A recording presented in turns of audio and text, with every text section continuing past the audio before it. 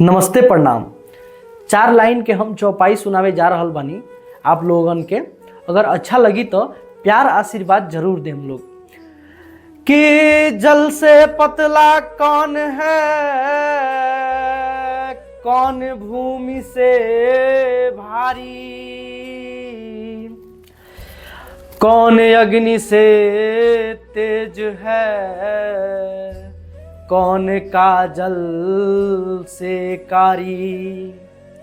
तो संत महात्मा और ज्ञानी व्यक्ति कहे नहीं लोग कि जल से पतला ज्ञान है, पाप भूमि से भारी,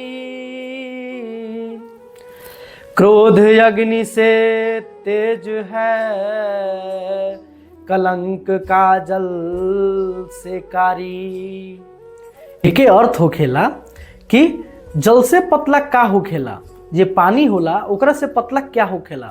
तो संत महात्मा और ज्ञानी व्यक्ति कहेनी लोग कि जल से पातर ज्ञान होखेला।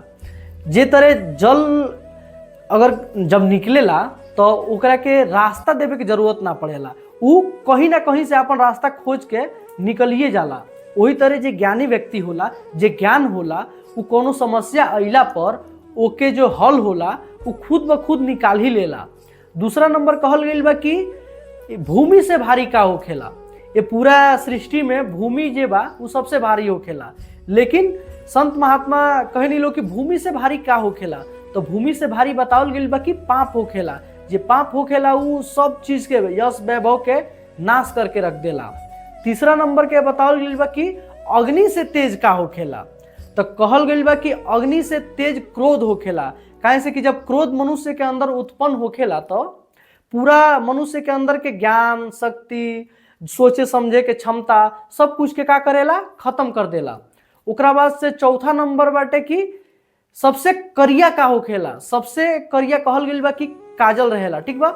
लेकिन काजल से भी काला के बतावल गई बा कि कलंक जे होला, जेकरा के हमनी कहनी जे कि लक्षणा जे होला उ काजल से भी करिया होला। जेकरा ऊपर एक बार लक्षणा लाग जाला वो आदमी फिर सर ना उठा पावेला, समाज में एथी ना कर पावेला, सर्वाइव ना कर पावेला।